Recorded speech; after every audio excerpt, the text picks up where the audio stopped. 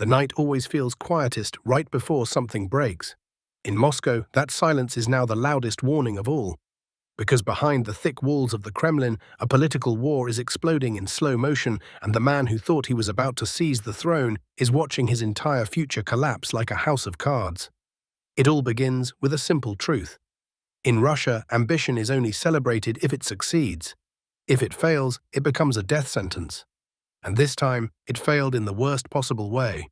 Kirill Dmitriyev, the young American-educated golden boy who believed he could replace Sergey Lavrov, thought he had found the perfect shortcut to power.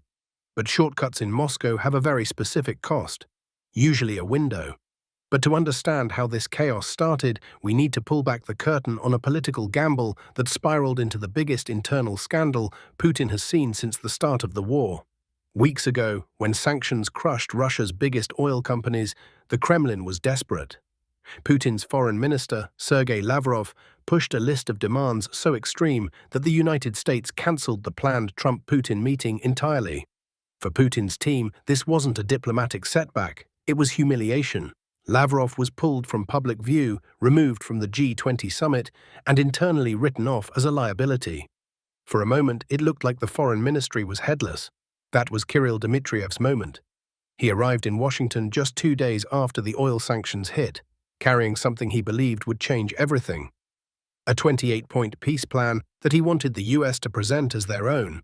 If the plan succeeded and the White House accepted it, Kirill would claim credit in Moscow. And if Putin saw him as the man who restarted negotiations, he would have every argument needed to take Lavrov's job. But Kirill was not operating alone. Behind him was a power most Kremlin insiders fear more than the president. Putin's own daughter. Kirill's wife had been close friends with her since school. They built businesses together. They shared influence, trust, and access. And when Lavrov embarrassed the Kremlin with the failed Budapest negotiations, Putin's daughter whispered the words Kirill had been waiting his entire life to hear. Lavrov is outdated.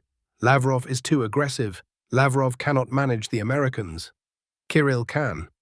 He studied in the US. He knows the system. He knows the culture. He can handle Trump. He can handle Witkoff. He can make peace look like Russia's idea and America's responsibility. In any normal country, this would be political theater. In Russia, it was a declaration of war inside the elite. And Kirill went all in. He leaked his own peace plan to Axios, hoping to force the US to act quickly. He believed that making the plan public would trap Washington into considering it. That's where his fatal mistake began. Because every ambitious Kremlin climber forgets one rule. Moscow watches everything, and Moscow does not like being embarrassed. The leaked plan sparked immediate suspicion. Why would a Russian official leak his own offer to American media?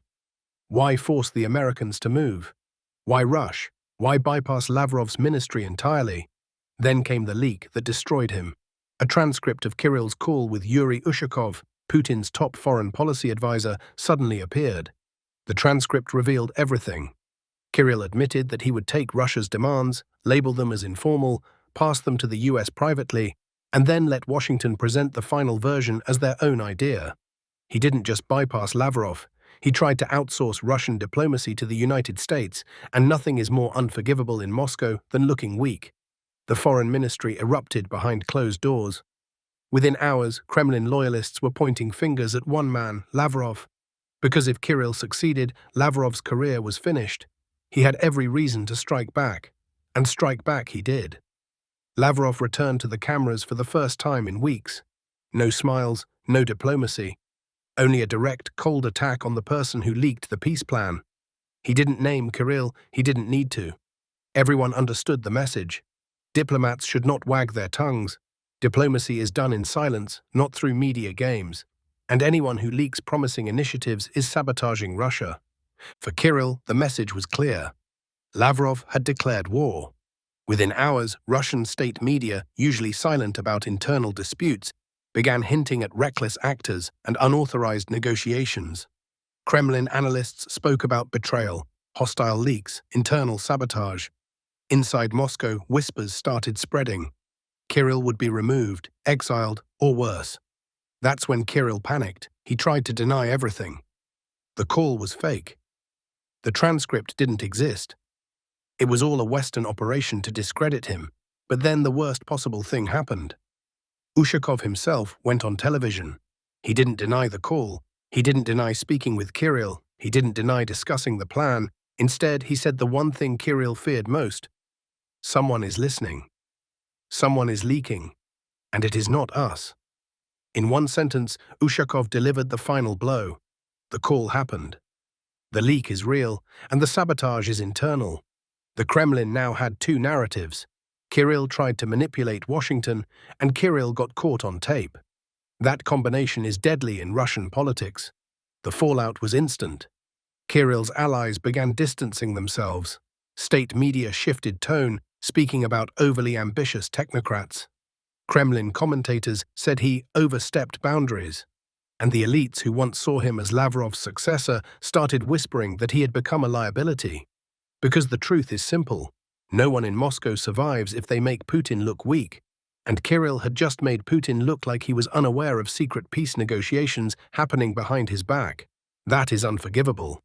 While this political civil war quietly burns through the Kremlin, Russia itself is collapsing under pressure. The economy is shrinking at its fastest pace since 1998.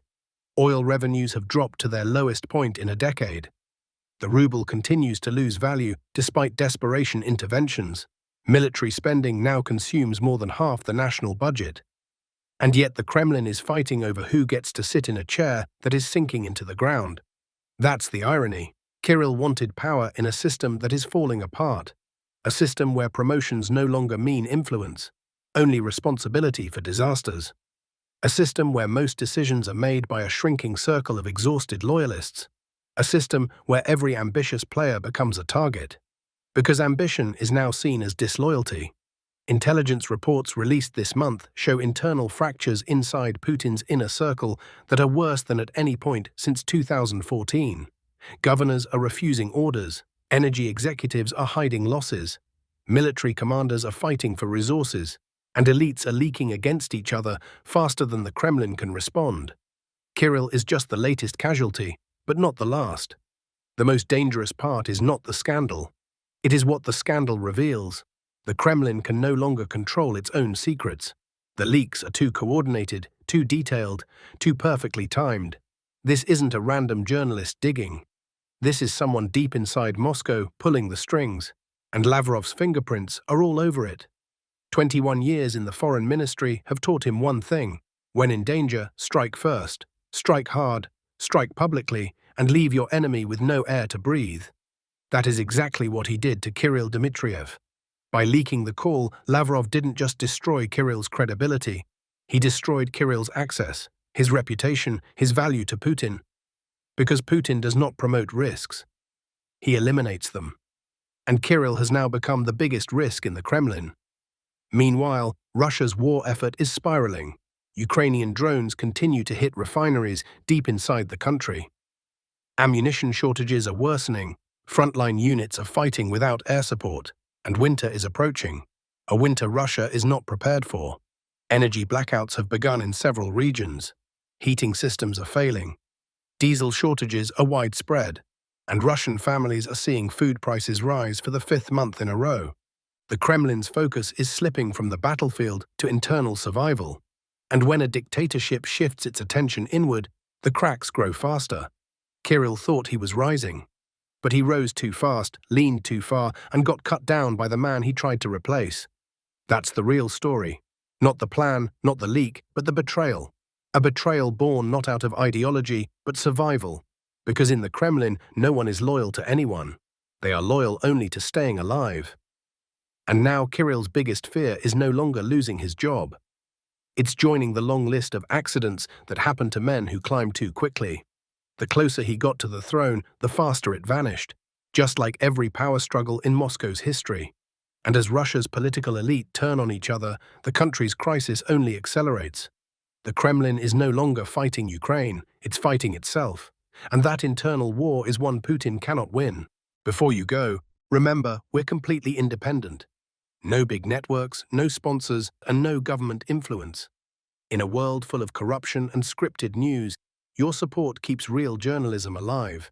So please like, share, and subscribe. It truly helps.